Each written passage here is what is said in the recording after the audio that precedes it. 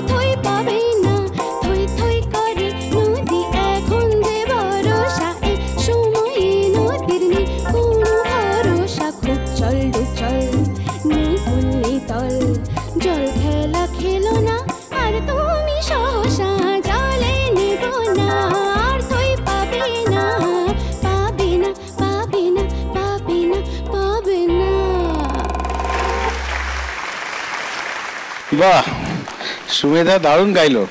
তুমি মাঝে মাঝে একটু জলে নেবো, কেন বলো তো? কেন? যদি জলে একটু মাঝে মাঝে নামো না, গোলাপগুলো একটু জল পাবে, নাহলে শুকিয়ে যাবে। আচ্ছা, ঠিক আছে। হ্যাঁ, এবার দেখা যাক আমাদের জাজেসরা কি বলে। প্রথমে শুনে নেবো শানুদা, কিরম লাগলো সুমেধার গান? খুব ভালো হয়েছে সুমেধা। এই গানটা ইজি গান নয়, এটা খুব কঠিন গান, খুব আপ অ্যান্ড ডাউন আছে, ওপরে নিচে নোটস আছে, কতগুলো অনেকগুলো নোটস আছে যেগুলো তুমি ভালো নিয়েছো।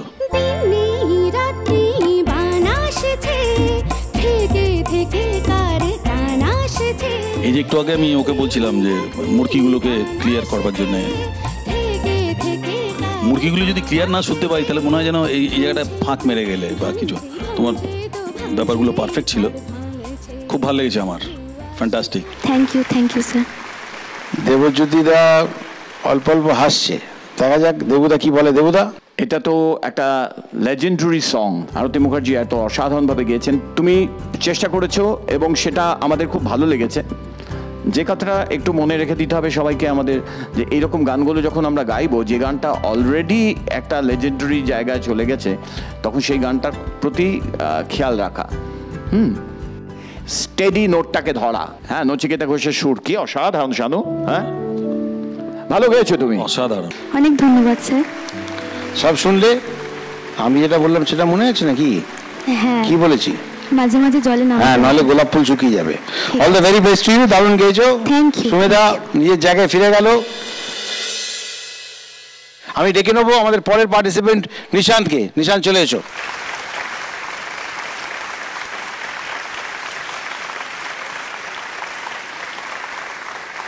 নিশানা ছুট, একদম নিশান্ত, একদম নিশানা ঠিক আছে তো? একদম ঠিক আছে, ফাটাফট। একদম। তুমি তুমি কোথাকার ছেলে, কোথা থেকে এসছো?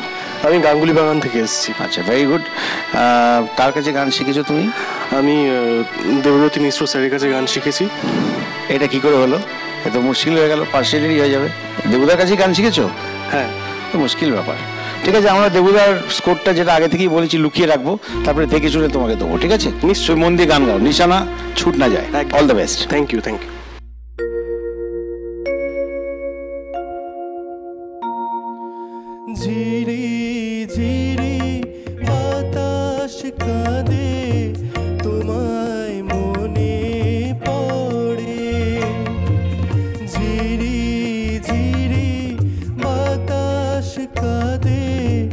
তোমায় মনে পড়ে, একই ব্যথা জাগে, বড় একা লাগে, চোখে যে মেঘ করে।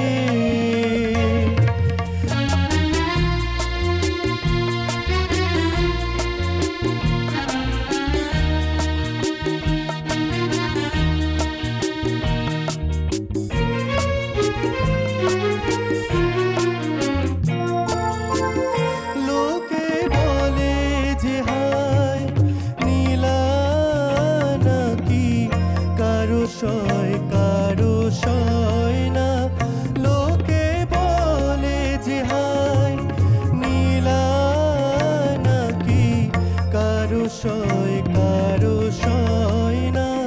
তাই আমার আকাশ মেঘে ঢাকা, নীল কবু হয় না।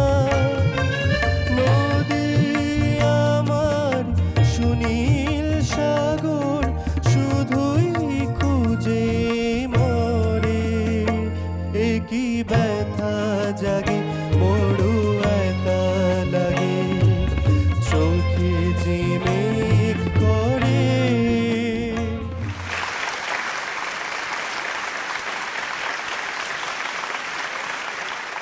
কি মনে পড়ছে আর আমি তোমায় জিজ্ঞেস করছি না। খুব ভালো গেয়েছো নিশান। দেখে নেওয়া যাক আজকে জাজেরা কি বলছেন। প্রথমে শাহানুদা, তোমার কেমন লাগলো বলো। নিশান, কে তুমি গানটা গেয়ে এনজয় করেছো তো? গানকে যদি তুমি যত্ন করো, যত্ন করে গাও, তাহলে গানও তোমাকে যত্ন করবে। সুতরাং এইখানে যত্নটা একটু কম লেগেছে আমার, যত্নটা যেটা বলছি আমি। তুমি গানটা সুরে গেয়েছো, ভালো গেয়েছো। আমার কি জানো তো, একটু যেন কোথাও একটু কাঁচা কাঁচা লাগছিল। তাতে আমার মনে হয়েছে যে তুমি যে মুড়কিগুলো গানের মধ্যে রয়েছে না, স্পেশালি যে মুড়কিগুলো রয়েছে, ওইগুলোকে তুমি যদি আর একটু প্রমিনেন্ট করতে পারো। ঝিরি ঝিরি, তোমার স্কেলটা হাই অনেক করেছো, আমার আর একটু নিচু হলে ভালো হতো। লা লা লা লা না না না না না না না, এই যে গমকগুলো, ছোট ছোট গমকগুলো, এগুলোকে অনেক প্রমিনেন্ট করতে পারলে। যেটা বলছে হ্যাঁ, সা সা সা নি সা রে রে রে রে, এই যে নোটস গুলো, এগুলো আরো প্রমিনেন্ট লাগবে। কারেক্ট দাদা, মানে এইটাই বলছে যত্ন এইটাই করা। যত্ন করার কথা বলছি। নিশ্চয়ই স্যার।